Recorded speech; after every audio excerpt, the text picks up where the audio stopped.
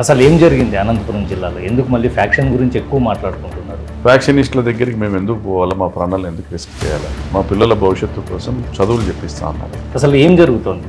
ప్రత్యేకించి రాప్తాడు నియోజకవర్గంలో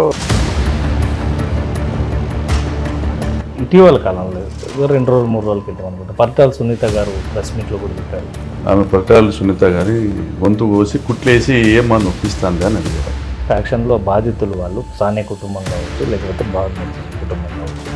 సానే కుటుంబాన్ని వంశం లేకుండా చేసింది పరిటాల. వీళ్ళని ఎదగనీయకోకుండా ప్రకాష్ రెడ్డి గారు చేస్తున్నారు. ప్రకాష్ రెడ్డి అనేవాడు కోపం చేసుకుంటాడని కానీ ఒకరి మీద దాడి చేస్తాడనేవాడు ఎవరు కూడా ఊహించలేదు కాబట్టి ఈరోజు రాష్ట్రం అంతా చూస్తాం. మీరేమో లింగమయ్య హత్యని ఫ్యాక్షన్ హత్య అంటున్నారు. ఫ్యాక్షన్ హత్య అవునో కాదు తర్వాత పక్కన పెడితే ఒక మనిషిని చంపేటువంటి హక్కు నీకు లేదు, నాకు లేదు, ఎవరికి లేదు. పరిటాల రవికి ఎవరు ఇచ్చినాడు మనుషుల్ని చంపే హక్కు? జగన్ గారికి కూడా ప్రమేయం ఉంది పరిటాల రవి గారి హత్యలో. లీగల్గా యాక్షన్ తీసుకోబోతా ఉన్నాను. నేనే కేసు ఫైల్ చేయబోతా ఉన్నాను. కేసులు బెయిల్ మీకు కొత్త కాదు. జైల్లో బెయిల్ నాకు కొత్త కాదు. గతంలో కూడా నేను జైల్లో చూసిన బెయిల్. కూటమి ప్రభుత్వం ఉందా? మీ అభిప్రాయం స్పష్టంగా. ఈ రాష్ట్ర ఆర్థిక వ్యవస్థను కుదేలు చేసేటువంటి ప్రభుత్వం ఇది.